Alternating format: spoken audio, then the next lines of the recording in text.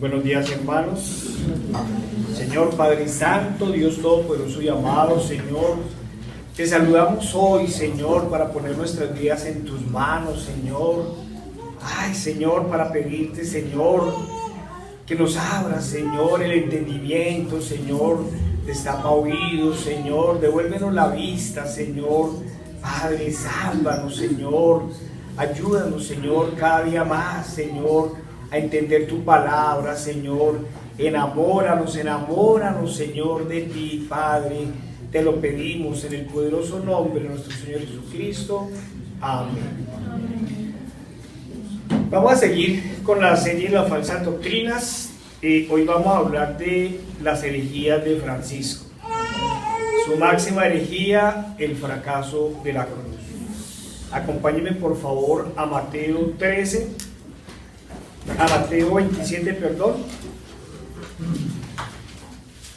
del 13 al 56. Vamos a leer casi todo el capítulo. Nos ponemos de pie. Mateo 27,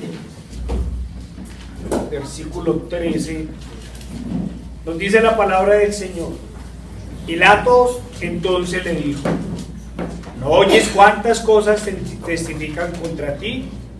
Pero Jesús no le respondió ni una palabra, de tal manera que el gobernador se maravillaba mucho. Ahora bien, en el día de la fiesta, acostumbraba el gobernador soltar al pueblo preso, el que quisiesen. Y tenían entonces un preso famoso llamado Barrabás. Reunidos pues ellos, les dijo Pilatos: ¿a quién queréis que os suelte? ¿A Barrabás o a Jesús llamado el Cristo? Porque sabía que por envidia le habían entregado. Y estando él sentado en el tribunal, su mujer le mandó decir: no tengas nada que ver con este justo, porque hoy he padecido mucho en sueños por causa de él. Pero los principales sacerdotes y los ancianos persuadieron a la multitud que pidiese a Barrabás y que Jesús fuese muerto. Y respondiendo el gobernador les dijo: ¿a cuál de los dos queréis que os suelte? Y ellos dijeron: a Barrabás. Pilato les dijo: ¿qué pues haré de Jesús, llamado el Cristo?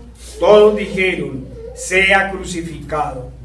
Y el gobernador les dijo: pues, ¿qué mal ha hecho? Pero ellos gritaban aún más diciendo: sea crucificado. Viendo Pilato que nada adelantaba, sino que se hacía más alboroto, tomó agua y se lavó las manos delante del pueblo diciendo: inocente soy yo de la sangre de este justo, allá vosotros. Y respondiendo todo el pueblo dijo: su sangre sea sobre nosotros y sobre nuestros hijos. Entonces los soldados del gobernador llevaron a Jesús al pretorio y reunieron alrededor de él a toda la compañía. Entonces le soltó a Barrabás, y habiendo azotado a Jesús, le entregó para ser crucificado. Entonces los soldados del gobernador llevaron a Jesús al pretorio y reunieron alrededor de él a toda la compañía. Y desnudándole, le echaron encima un manto de escarlata y pusieron sobre su cabeza una corona tejida de espinas y una caña en su mano derecha. E hincando la rodilla delante de él, le escarnecían diciendo: salve, rey de los judíos. Y escupiéndole, tomaban la caña y le golpeaban en la cabeza. Después de haberle escarnecido, le quitaron el manto, les pusieron sus vestidos y le llevaron para crucificarle. Cuando salían, hallaron a un hombre de Cirene que se llamaba Simón. A este obligaron a que llevase la cruz. Y cuando llegaron a un lugar llamado Gólgota, que significa lugar de la calavera, le dieron a beber vinagre mezclado con miel, pero después de haberlo probado no quiso beberlo. Cuando lo hubieron crucificado, repartieron entre sí sus vestidos, echando suertes para que se cumpliese lo dicho por el profeta: partieron entre sí mis vestidos y sobre mi ropa echaron suertes. Y sentados le guardaban allí, y pusieron sobre su cabeza su causa escrita: Este es Jesús, el Rey de los judíos. Entonces crucificaron con él a 2 ladrones, uno a la derecha y el otro a la izquierda.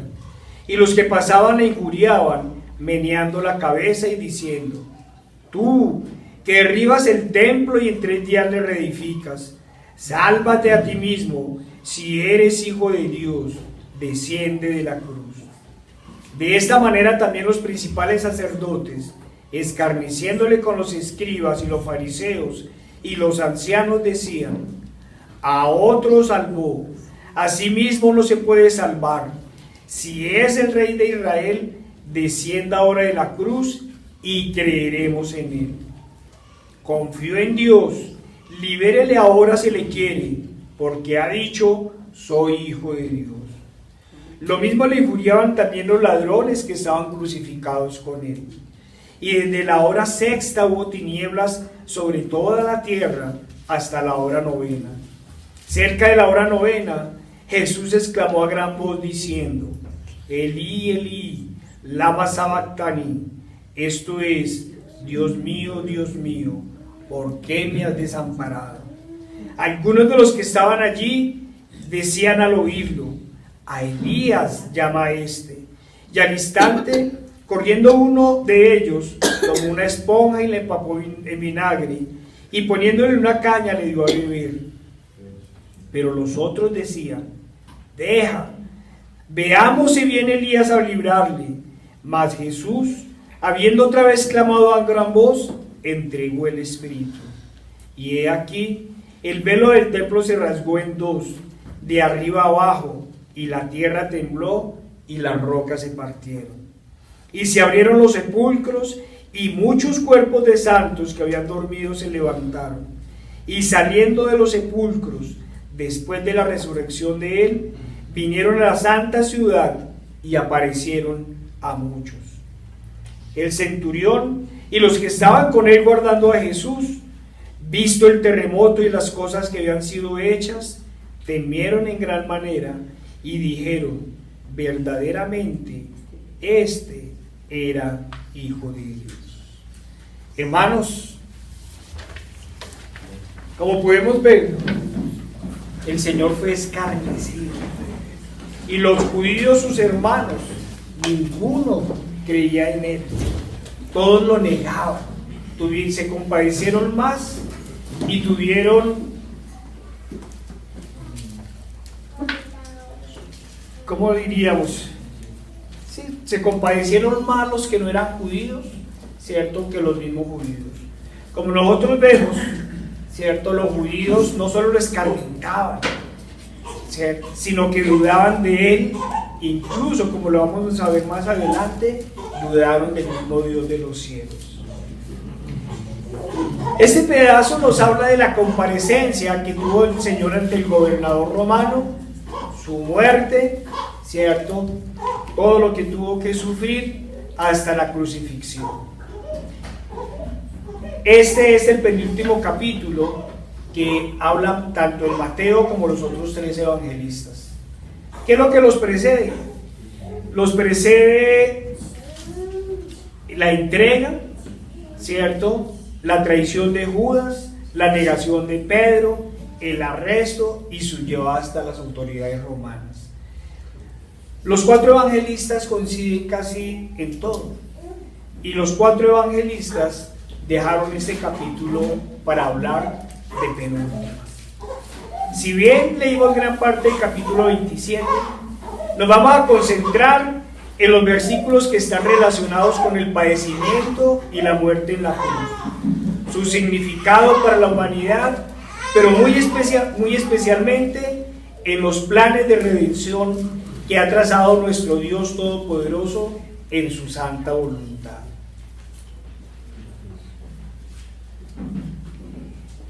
Podríamos decir, sin lugar a dudas, que los 4 evangelios o los evangelistas son los biógrafos del Señor. Relatan su vida, haciendo énfasis especialmente en lo que tiene que ver con su ministerio, con su muerte y su resurrección. Primera parte, una aclaración necesaria. No puedo negar que esta predicación surgió luego del diálogo con algunos familiares, quienes infortunadamente, al igual que los enemigos de Cristo, se preguntan el por qué tuvo que morir de una forma tan cruel, terrible y humillante. Preguntas que en el fondo llevan dudas peligrosas que ha puesto el enemigo desde esas épocas y que sus sacerdotes hoy siguen introduciendo para desvirtuar la gloria de nuestro Señor y el Evangelio de la salvación. Aunque ya lo había mencionado en una predicación anterior, es necesario recalcar y recordar que en una de sus charlas en la sinagoga de Satanás llamada de San Patricio en Estados Unidos, el 24 de septiembre de 2015, el anticristo de turno Jorge Mario Bergoglio, conocido como Francisco, pronunció una de sus máximas herejías al afirmar que, comillas, humanamente hablando, la muerte de Jesús terminó en un fracaso, el fracaso de la cruz. Si bien trata de camuflar la afrenta al Señor, afirmando que humanamente hablando, pero cuando al escuchar el contexto de la charla, comprobamos que la intención era otra, toda vez que deja la afirmación el fracaso de la cruz en el aire y cambia de tema para hablar del tiempo y de las comunidades mundanas. Incluso, si quisiéramos hacer de abogados del diablo, bueno, la coincidencia no es muy extraña, podríamos pensar que la intención fue otra, porque cuando le leemos en líneas anteriores, dice que, comillas, la cruz indica una forma distinta de medir el éxito. Pero cuando observamos que en ninguna parte de la intervención habla del sacrificio perfecto, de la sangre redentora o de la resurrección, podemos sacar muchas conclusiones al respecto. Y máxime, si vemos que después de esta frase sigue otra que adultera el Evangelio, comillas, a nosotros nos corresponde sembrar, y Dios ve los frutos de nuestras fatigas, cierro comillas. Véase cómo cambia el Evangelio y su esencia, toda vez que quita la gloria a Dios y se la da a los hombres en una descarada salvación por obras. Es aún más. Desde el inicio de su discurso, comienza a desconocer el nombre que está sobre todo nombre y en el único que podemos ser salvos, pues su saludo es el siguiente. Miren cómo saluda a la comunidad. Comillas, 2 sentimientos tengo hoy para con mis hermanos islámicos. Primero, mi saludo por celebrarse hoy el día del sacrificio. Indudablemente pueden ser sus hermanos de fe, pero es claro que los musulmanes niegan la divinidad de nuestro Señor, afirmando que fue tan solo un profeta. Al respecto, el apóstol Juan fue claro al afirmar que el que niega que Jesús es el Cristo es el anticristo. Y no estamos llamando a guerras santas ni a las cruzadas posmodernas. La violencia siempre ha sido la opción de Roma. Nosotros por nuestra parte tenemos claro que nuestra guerra no es contra sangre ni carne, sino contra potestades. Por eso una y otra vez hemos afirmado aquí que el único ejército que podemos formar es un ejército de oración. Y la única arma que podemos empuñar es la espada de 2 filos, esa que atraviesa lo más profundo, es decir, la palabra del Señor, su bendito evangelio. Hermanos, como si fuera poca la afrenta del Señor, dice que los saluda en el día del sacrificio, pero no se está refiriendo al sacrificio perfecto que nos dio la redención de los pecados. Se está refiriendo a la celebración musulmana que se realiza hacia entre el 7 y el 20 de septiembre. ¿Qué es lo que celebran ellos? ¿Y cómo lo celebran? Se celebra con un cordero no menor de 2 años. Ojalá fuera de 1, dicen ellos, que sea sano y no tenga ningún defecto. Considero que esto ya es muy diciente. ¿Y qué es lo que celebran en realidad los musulmanes? Ellos celebran el momento en que el profeta Abraham iba a sacrificar a su hijo Ismael y Alá sustituyó al niño por un cordero. No me voy a detener en aclaraciones al respecto, porque considero que para todos es más que manifiesta la intención. Como es claro para los verdaderos creyentes de Cristo, el por qué el anticristo de turno ve a los musulmanes como sus hermanos en la fe. Creo que es más que claro. Segunda parte, la muerte en la cruz, ¿un fracaso o el cumplimiento de una promesa?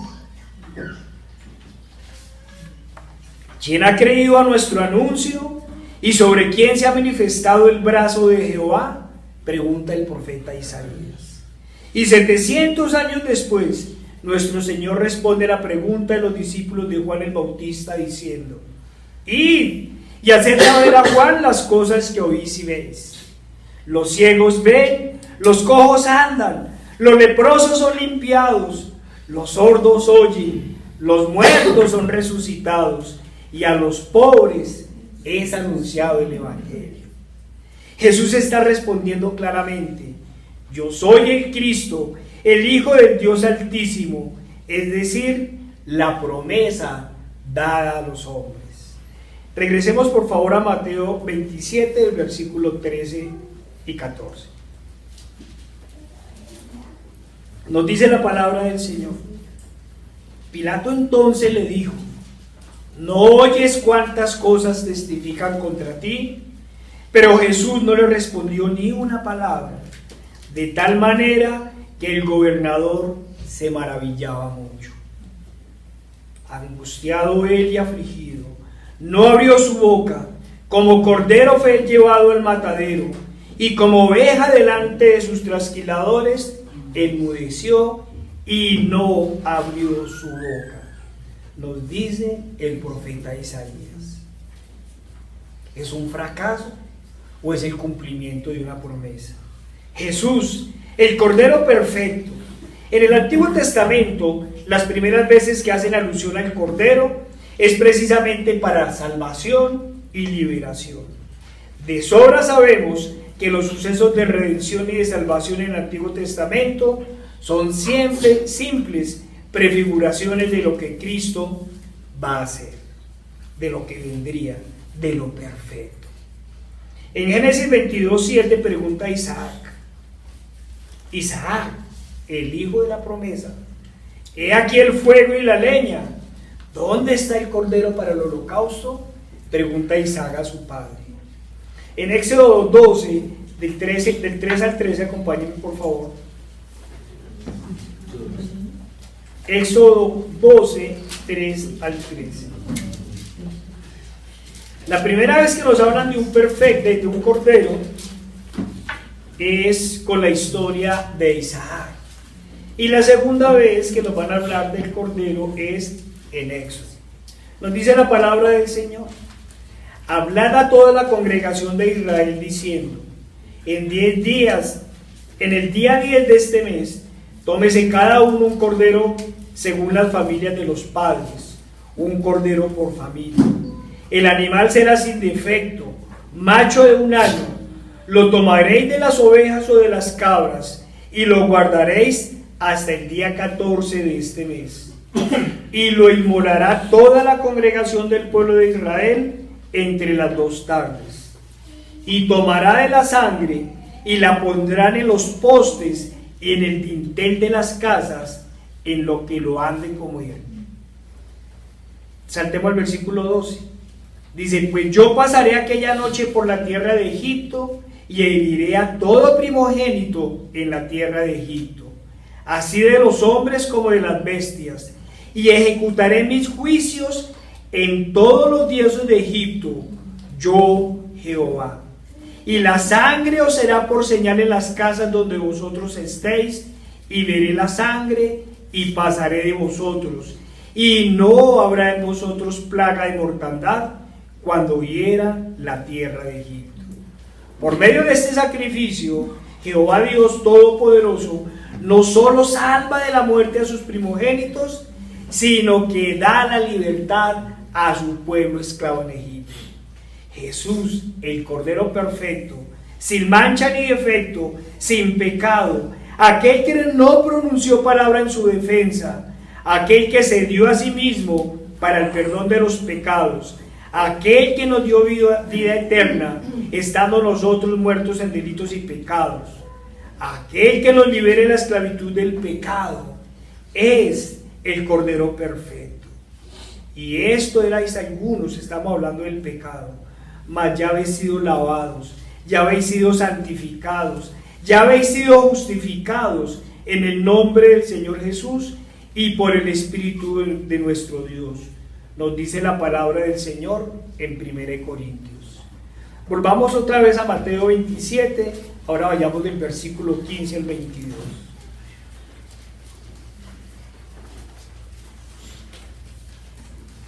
Ahora bien, en el día de la fiesta acostumbraba el gobernador soltar al pueblo un preso, el que quisiesen.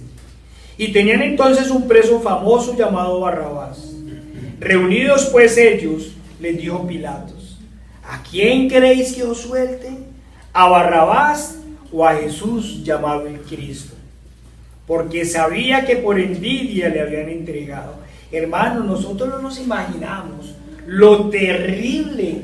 A ver, si todos los pecados son terribles, ¿cierto? El pecado de la envidia es algo aterrador. Aquí por envidia estaban llevando al Cordero perfecto a entregarlo a la muerte. Y dice nuevamente, porque sabía que por envidia le habían entregado. Saltemos un momentico al versículo 20. Pero los principales sacerdotes y los ancianos persuadieron a la multitud que pidiese a Barrabás y que Jesús fuese muerto. Y respondiendo el gobernador les dijo: ¿a cuál de los dos queréis que os suelte? Y ellos dijeron: a Barrabás. Pilato les dijo: mire, el cananeo, el incircunciso, les dijo: ¿qué pues haré de Jesús llamado el Cristo? Y todos le dijeron: sea crucificado.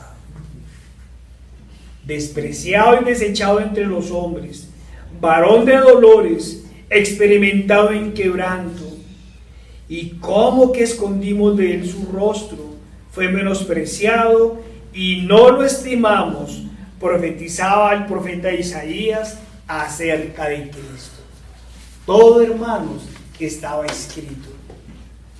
¿Qué más desprecio se puede encontrar sino en la traición y el abandono? No solo Judas lo traicionó, lo que también estaba anunciado. ¿Por qué es necesario aclararlo? Alguna vez los católicos escribían que si Jesús había tenido la equivocación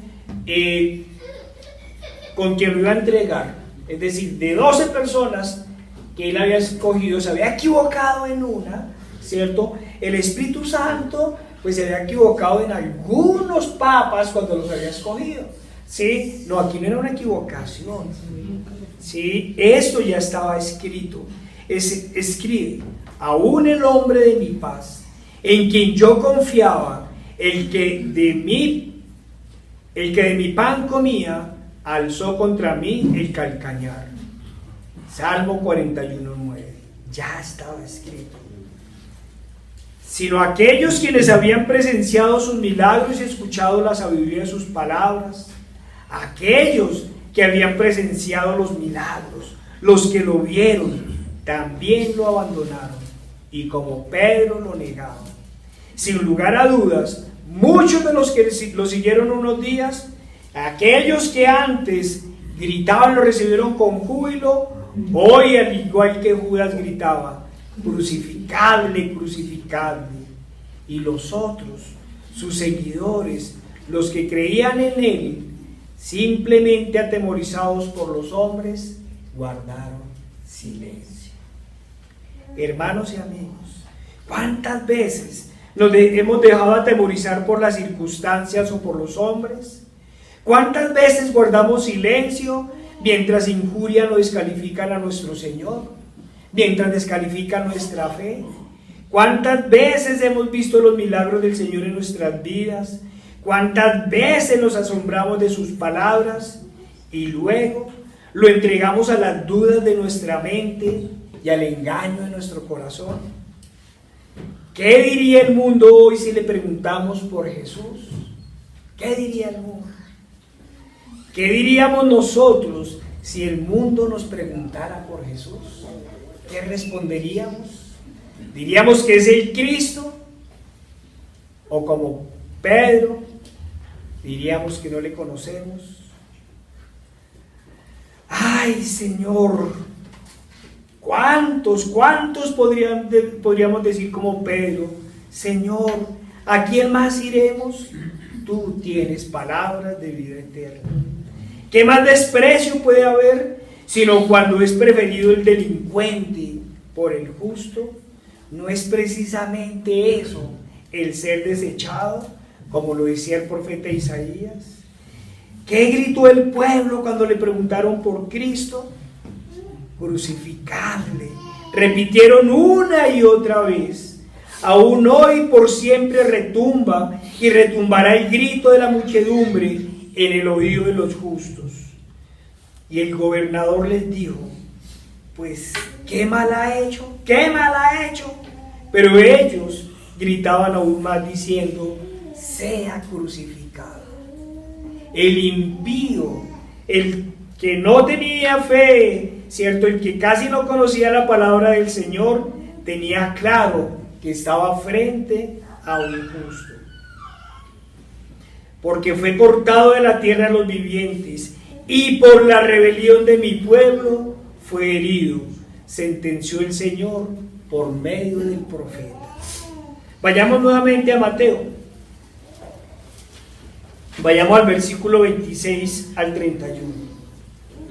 Hermanos, como podemos ver, estoy alternando el Evangelio de Mateo, ¿cierto?, con Isaías, con los Salmos. Más adelante lo vamos a ver con algunos otros profetas.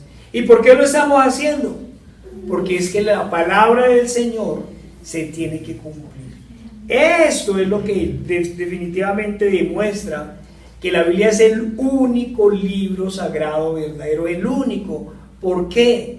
Porque lo que prometían en el Antiguo Testamento, absolutamente todo y casi al pie de la letra, se va a cumplir en el Nuevo. Cuando nosotros nos hablan de las profecías de Nostradamus, usted tiene que hacer un curso mágico para poderlas entender. Y tiene que hacer una cosa complicadísima y uno nunca entiende, pero la gente dice: ¿sí ve que se cumplió? No. Con la Biblia, como nosotros lo hemos visto, las cosas se van cumpliendo una tras otra, una tras otra. Entonces le soltó a Barrabás, y habiendo azotado a Jesús, le entregó para ser crucificado. Entonces los soldados del gobernador llevaron a Jesús al pretorio y reunieron alrededor de él a toda la compañía. Y desnudándole, le echaron encima un manto escarlata y pusieron sobre su cabeza una corona tejida de espinas y una caña en su mano derecha, e hincando la rodilla delante de él, le escarnecían diciendo: salve, rey de los judíos. Esto fue después de que lo azotaron. Y escupiéndole, tomaban la caña y le golpeaban en la cabeza. Después de haberle escarnecido, le quitaron el manto, le pusieron sus vestidos y le llevaron para crucificarle. Imaginémonos este terrible cuadro, ¿sí? Después de haberlo azotado, después de todo lo que hicieron, viene la humillación. Uno a veces no sabe qué es peor, si los golpes o la humillación. Varón de dolores, experimentado en quebranto, y nosotros le tuvimos por azotado, por herido de Dios y abatido. Mas el herido fue por nuestras rebeliones, molido por nuestros pecados. El castigo de nuestra paz fue sobre él, y por su llaga fuimos curados. Sentenciaba el Señor nuevamente por medio de Isaías. La Escritura nos dice, y habiéndole azotado, le entregó. Esta acción de ser flagelado consistía en una tortura de 39 latigazos. A veces era uno, a veces eran 2 soldados. Usaban un látigo con tiras de cuero, a veces era con tiras de metal, con bolas de metal entretejidas. Cuando el látigo golpeaba la carne, esas bolas provocaban moretones o contusiones, las cuales se abrían con los demás golpes. Y el látigo también tenía pedazos de huesos afilados, los cuales cortaban la carne severamente. La espalda quedaba tan desgarrada que la espina dorsal a veces quedaba expuesta debido a los cortes profundos. Los latigazos iban desde los hombros, pasando por la espalda, las nalgas y las piernas. Mientras continuaba la flagelación, las laceraciones rasgaban los músculos y producían jirones temblorosos de carne sangrante. Las venas de la víctima muchas veces quedaban al descubierto y los mismos músculos. Los tendones y las entrañas muchas veces quedaban abiertas y expuestas. Por eso fue que tuvieron que poner a este señor de Cirene a cargar la cruz, porque había sido tal la tortura que era muy difícil que la llevara. ¿Y por qué así?, preguntan algunos. ¿Por qué no podía ser de otra forma? Hermanos, ese es el costo de nuestras rebeliones y pecados. Eso es lo que pagó el Señor por nuestra paz, por nuestra salvación. El desprecio, la afrenta y la tortura era lo que estaba pagando nuestro Señor por nosotros. Eso es lo que vale nuestro pecado. ¿Cómo ser justificados de tantas maldades? ¿Cómo ser perdonados de tantas afrentas y pecados si otros no toman nuestro lugar? Este es el problema del mundo y de nosotros, que no dimensionamos la gravedad del pecado y mucho menos sus consecuencias. Debíamos ir nosotros al suplicio eterno, al lago que arde con fuego y azufre.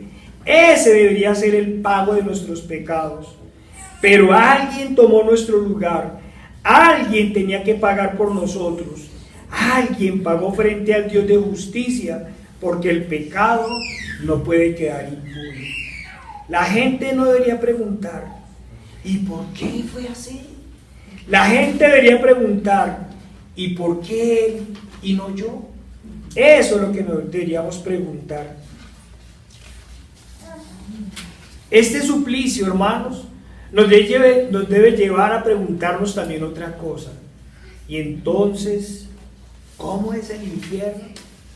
Si el Señor pagó todo eso para librarnos del castigo eterno, ¿cómo es el infierno? ¿Qué es lo que vamos a sufrir allá? Y no estamos generando terror ni miedo, hermanos. No es que nosotros queramos convertir a base de terror. Lo que sucede, como lo hemos dicho, es que esta es nuestra responsabilidad y obligación. Nosotros debemos advertir de las consecuencias del mal, así como también manifestamos las glorias venideras para todo aquel que se arrepiente y vaya al Señor en fe y arrepentimiento y con un corazón contrito y humillado, así como exaltamos la maravilla de la salvación. Asimismo debemos anunciar desde el Evangelio el fin de quien afrenta al Señor. Imagínense, hermanos, si eso pagó el Señor por nosotros, ¿qué espera el pecador? No podemos olvidar que el Señor nos estaba salvando del suplicio eterno. ¿Y cómo se salva del suplicio a un culpable frente a un Dios de justicia? Solo hay una forma, y esto hay que repetirlo una y mil veces: que alguien tome el lugar por nosotros.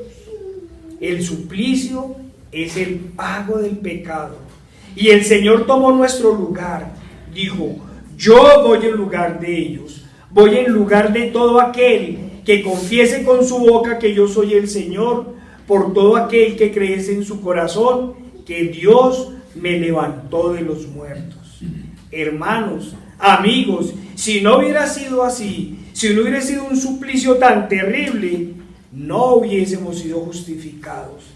Esto nos debe llevar a pensar en lo que significa nuestro pecado para Dios. En cuanto ofendemos y herimos y humillamos al Dios 3 veces santo, al único Dios verdadero, con nuestro pecado. Si pensamos en lo terrible del sacrificio de Cristo, debemos pensar en lo terrible que es el pecado para Él, en la gravedad del pecado, para que una cosa tan terrible tenga que ser el pago. Parte 3, pero aún el suplicio no había terminado. Acompáñenme a Mateo 27:35.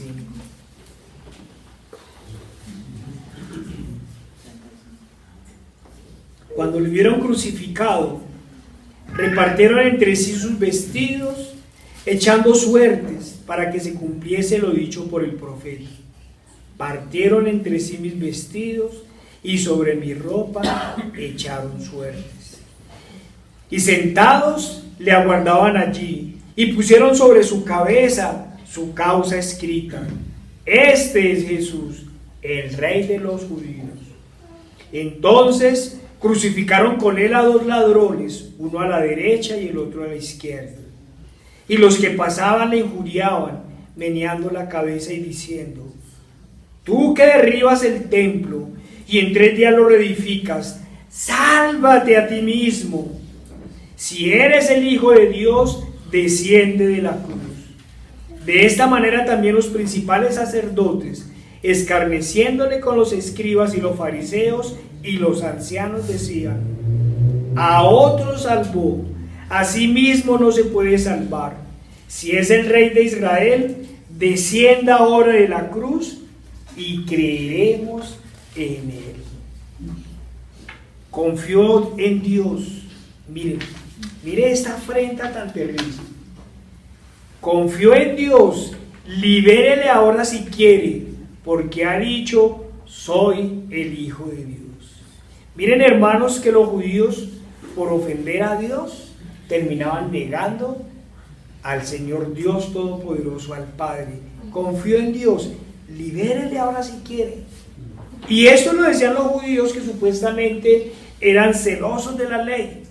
A nosotros nos dicen: no, nosotros no negamos a Dios, ¿cierto? Es contra ustedes el problema. Y cuando nosotros comenzamos a mirar, comienzan a enfrentar al Señor.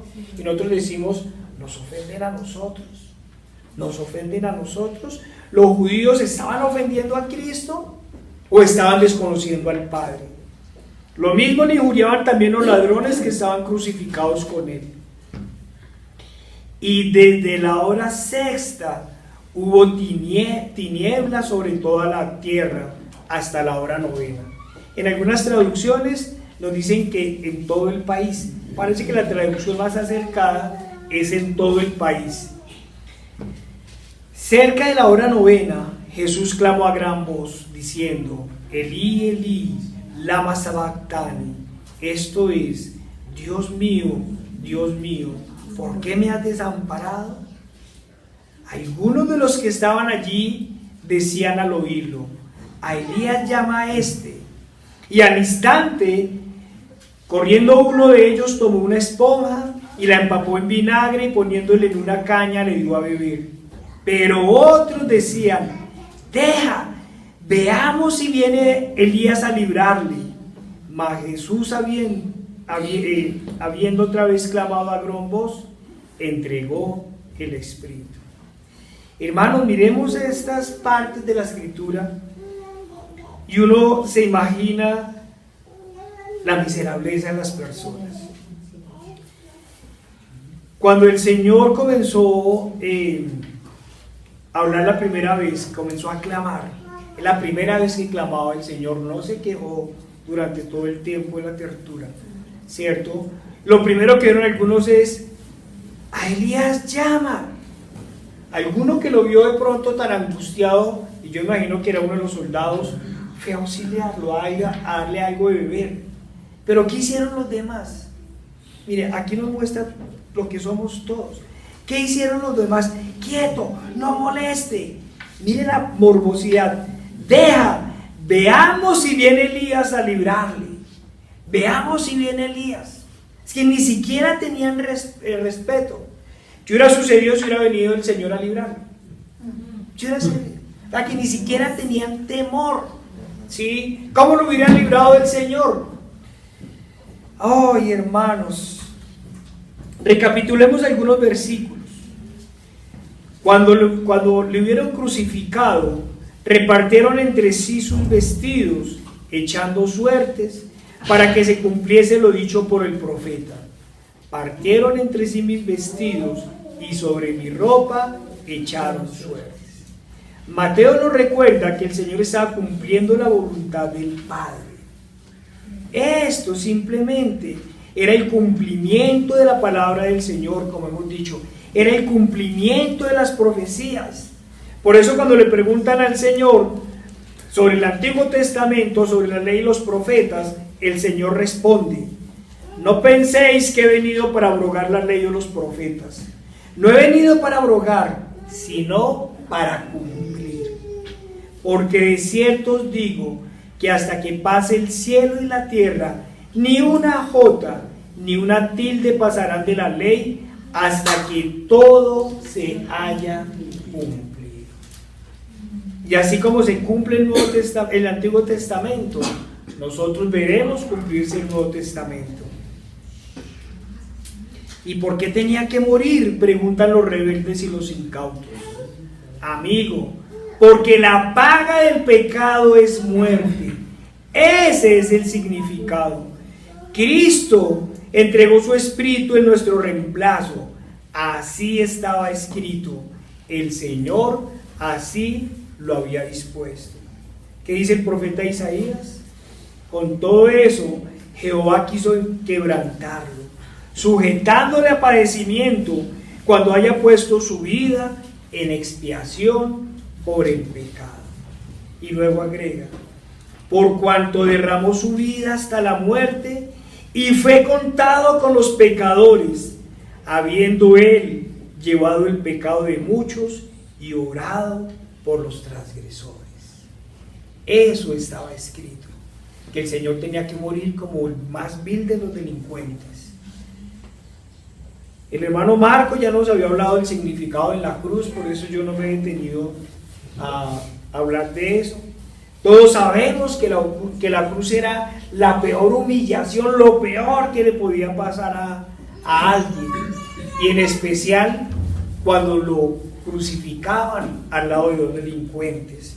Pero ya lo habían dicho, ya lo había escrito el Señor, había escrito que fue contado por los pecadores, habiendo él llevado el pecado de muchos. Acompáñenme por favor al versículo 40 y 42.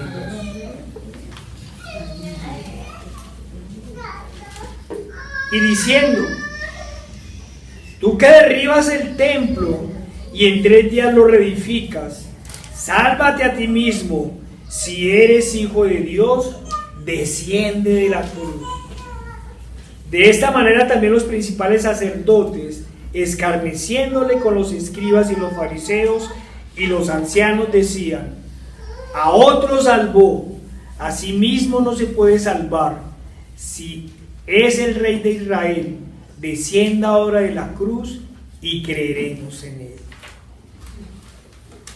Mire quiénes eran los que más instigaban: los escribas, los fariseos y los ancianos, las autoridades. Ninguno tuvo discernimiento, ninguno. Este versículo nos muestra lo equivocado que estaban tanto el pueblo como los sacerdotes, ¿cierto?, los escribas y los ancianos. Hermanos, ¿acaso Jesús vino para salvarse a sí mismo? Podríamos preguntar como lo hacía el Señor: ¿acaso no leyeron?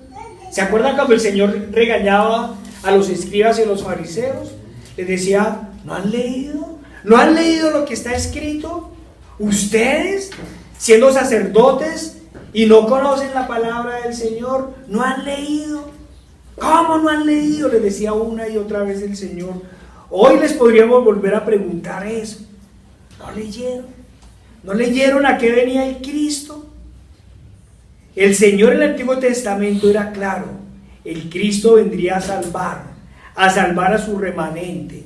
Claro, de esta vez de cada pueblo, tribu y nación. El Señor había escrito que en Abraham serían bendecidas todas las naciones de la tierra, pero los judíos lo habían olvidado. Lo habían olvidado. Estos versículos no solo nos muestran el odio de los judíos hacia el Señor, sino que nos muestran su corazón endurecido por el pecado. Estaba endurecido por el pecado, ¿sí? Sabían que el Señor había venido a salvar. Es más, ellos lo afirmaron: a otros salvó. ¿Qué quiere decir esa palabra de a otros salvó? Que ellos vieron la resurrección. Ellos vieron a un muerto de 4 días. No fue que el Señor llegó allá a darle, ¿cómo se llama eso? El RCP, ¿sí? Y lo revivió. No, ¿sí? Llevaba 4 días de muerto. Es más, le advirtieron: Señor, el muerto hiede, ¿sí? Y sin embargo el Señor fue y levantó a Lázaro. ¿Qué hicieron los judíos después de que vieron a Lázaro resucitado?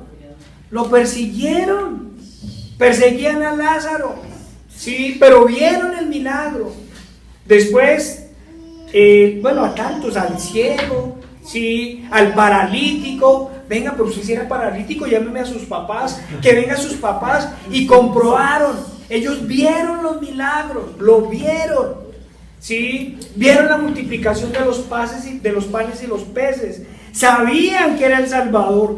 A otros salvó, pero estaban tan ciegos. Miren cómo el pecado nos vuelve ciegos. No nos deja ver nuestra maldad, pero tampoco nos deja ver al Señor de los cielos.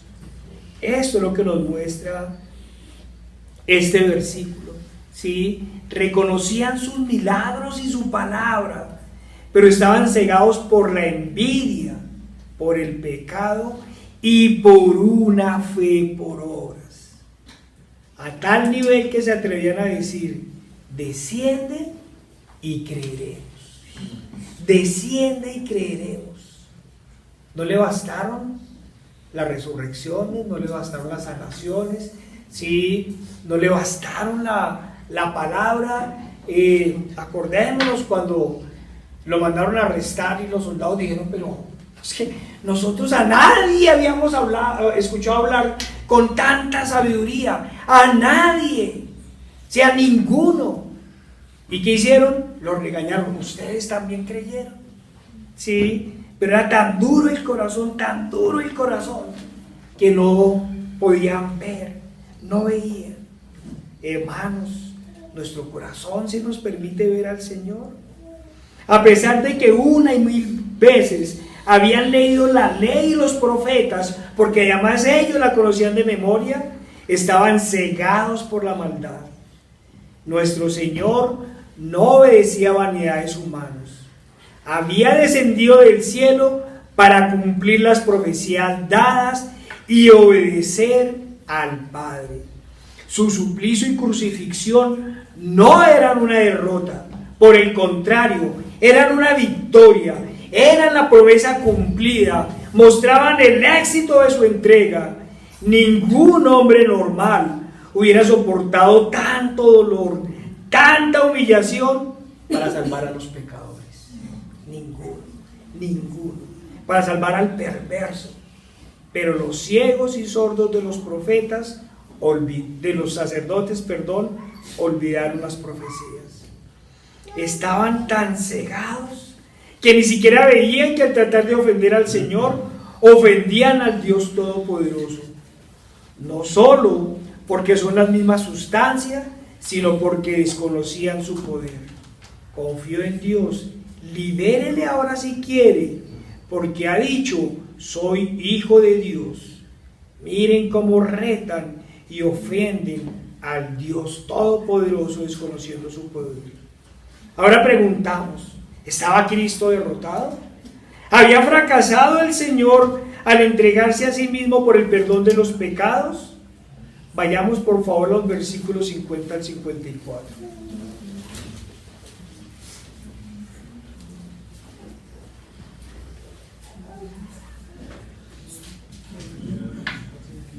Mas Jesús, habiendo otra vez clamado a gran voz, entregó el Espíritu.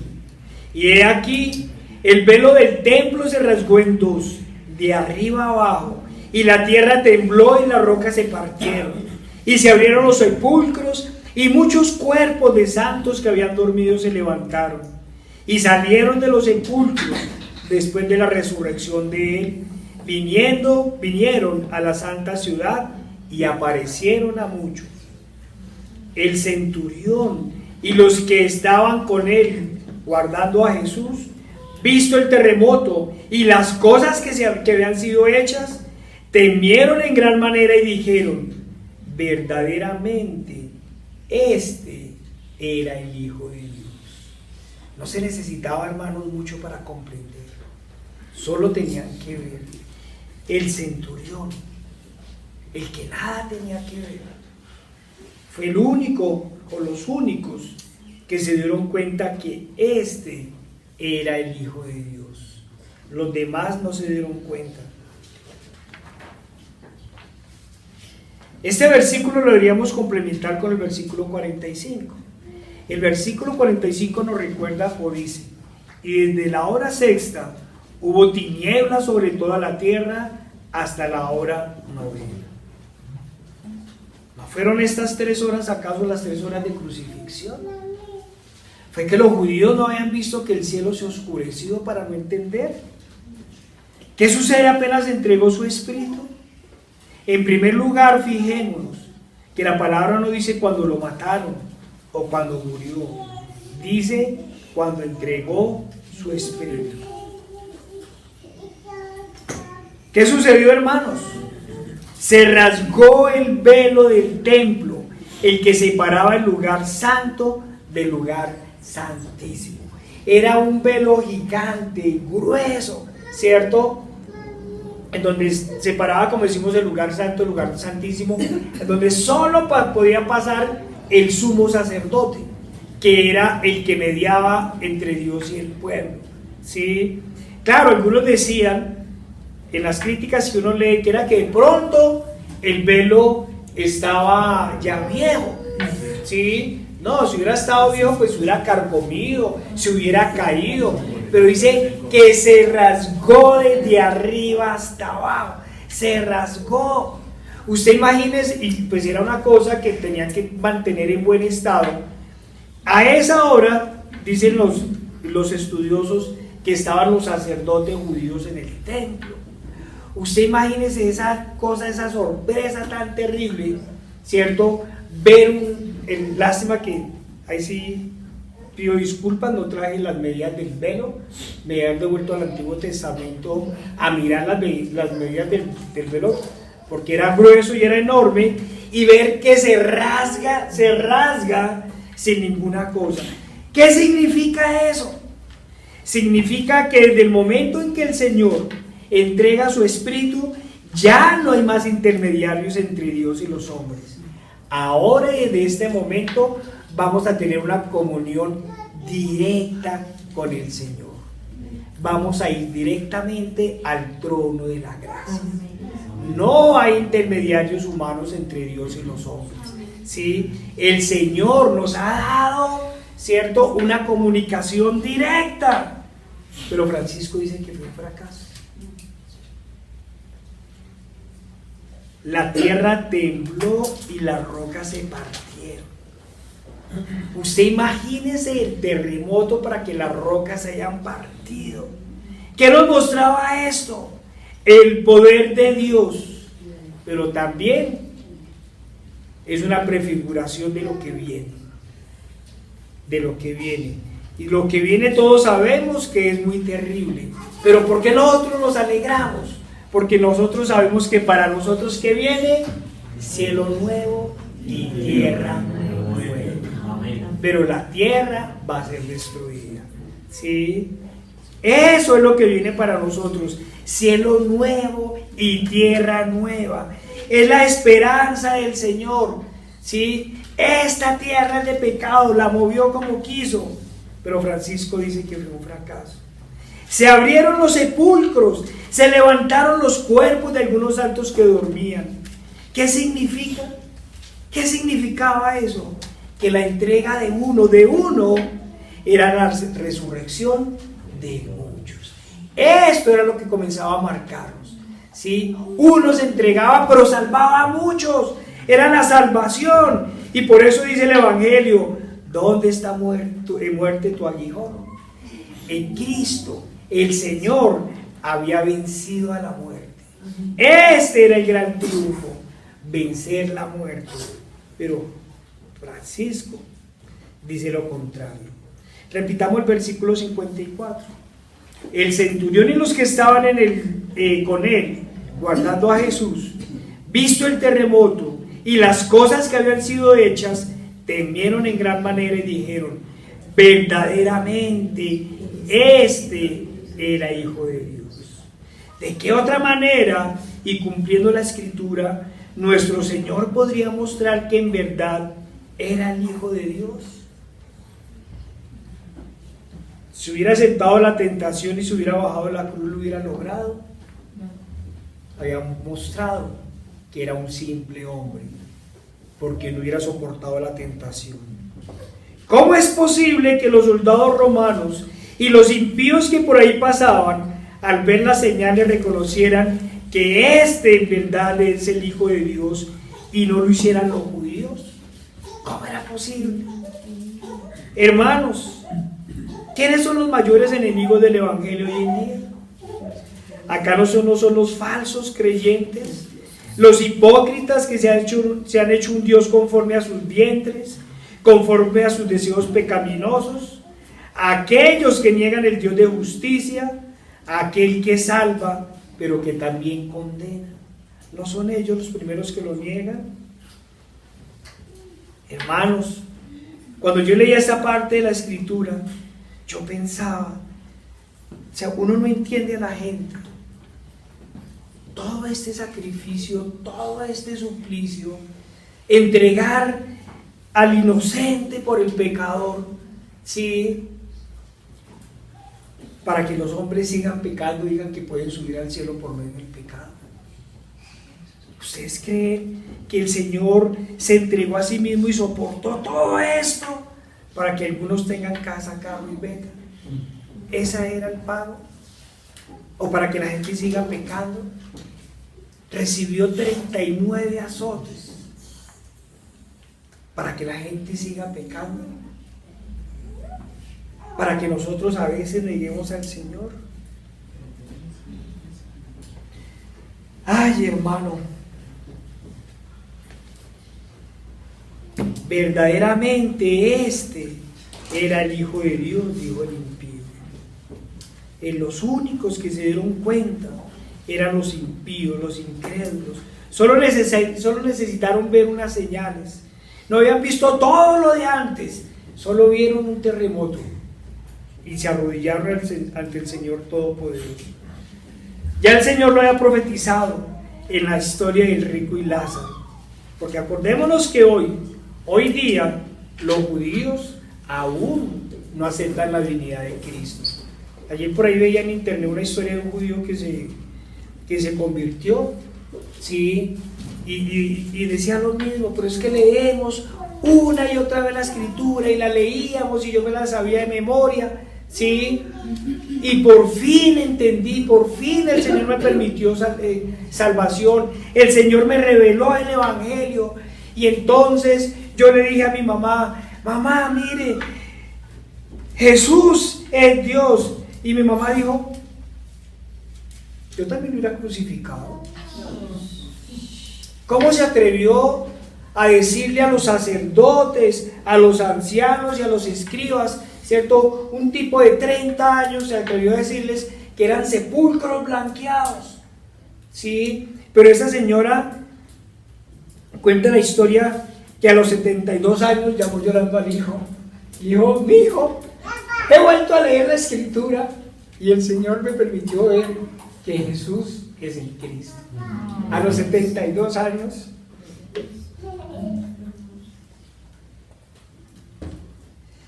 El Señor ya lo había dicho y dijo en la historia del rico y Lázaro: si no oyen a Moisés y a los profetas, tampoco se persuadirán, aunque alguno se levante entre los muertos. ¿Acaso los judíos no vieron las señales que vieron los soldados y quienes los acompañaban? ¿No se dieron cuenta que el cielo se oscureció por 3 horas? Ay, hermanos, pero aún hay una cosa fundamental que hemos pasado por alto en el versículo 53. Y saliendo de los sepulcros, después de la resurrección de él, vieron a la santa ciudad y aparecieron a muchos. ¿De qué nos está hablando el versículo? Nosotros nos está hablando que los muertos se levantaron. Nos está diciendo después de la resurrección de él. Si bien los muertos se levantaron, esperaron hasta el tercer día para aparecérsele a muchos. ¿Después de qué? Volvemos a preguntar. Después de la resurrección. Estaba escrito que el Cristo debía padecer, ser crucificado y entregar su espíritu para poder vencer la muerte, para dar resurrección a los muertos. Recordemos lo que dijo el Señor por medio del profeta Zacarías: y derramaré sobre la casa de David y sobre los moradores de Jerusalén espíritu de gracia y de oración, y mirarán a mí, a quien traspasaron, y llorarán como se llora por un hijo unigénito, afligiéndose por él como quien se aflige por el primogénito. ¿Y qué dijo el Señor por medio del profeta Isaías? Verá el fruto de la aflicción de su alma y quedará satisfecho. Por su conocimiento justificará a mi siervo justo a muchos y llevará las iniquidades de ellos. Por tanto, yo le daré parte con los grandes y con los fuertes repartirá despojos, por cuanto derramó su vida hasta la muerte y fue contado con los pecadores, habiendo él llevado el pecado de muchos y orando por los transgresores.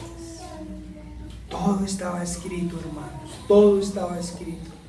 Cuando hablamos del contexto del capítulo 27, dijimos que se centraba en la comparecencia ante el gobernador romano, la tortura, digámoslo así, y la muerte de nuestro Señor. Y también dijimos que los 4 evangelistas tenían esta historia en el penúltimo capítulo. Lo que no dijimos y que Francisco pretende pasar por alto es que en el último capítulo cada uno de los evangelistas nos cuentan, relatan el resultado final del sacrificio del Cordero Perfecto. ¿Qué es lo que relatan los 4? La resurrección. La resurrección, hermanos. Sí. Si el Señor no hubiera padecido, si no hubiera entregado su cuerpo, si no hubiera dado hasta la última gota de su sangre, ¿cómo hubiésemos sido rescatados de la muerte y el pecado? Si el Señor no se hubiera imputado la ira del Padre por nosotros, Elí, Elí, lama sabactini. Señor, Señor, ¿por qué me has abandonado? No era una voz de derrota, era el Señor clamándole, porque en ese momento, como nos han explicado, el Padre estaba imputándole al Hijo todo el poder, ¿sí? Su enojo contra el pecado. Eso era lo que estaba sucediendo. Si eso no hubiera sucedido, ¿cómo hubiésemos sido justificados del pecado? Ni espiritualmente, ni humanamente hablando, la muerte de Jesús terminó en un fracaso. Por el contrario, fue la gran victoria. Amén. Terrible, sí. Y por ello maravillosa victoria que permitió vencer la muerte, perdonar nuestros pecados y darnos vida eterna junto con Jesús. Amén. No solo el Señor mostró su valor y entrega incondicional ante los hombres, no solo guardó un silencio digno de exaltación, mostrando que era el Cordero perfecto y sin mancha, sino que la entrega de su alma estuvo precedida por señales como la oscuridad que cubrió todo el país, y luego acompañada de tal poder que incluso los impíos tuvieron que aceptar que era el Hijo de Dios y por tanto el Dios verdadero. Y luego vino lo perfecto, la resurrección, y con la suya la de todos los fieles de Dios. Dice el Salmo 16:10: porque no dejarás mi alma en el Seol, ni permitirás que su santo vea corrupción. Acompáñenme por favor a 1 de Pedro 1, 17 al 22.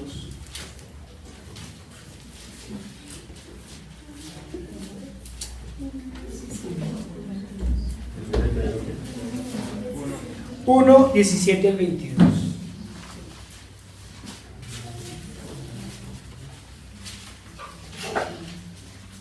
Nos dice la palabra del Señor. Primera de Pedro 1, 17 al 22.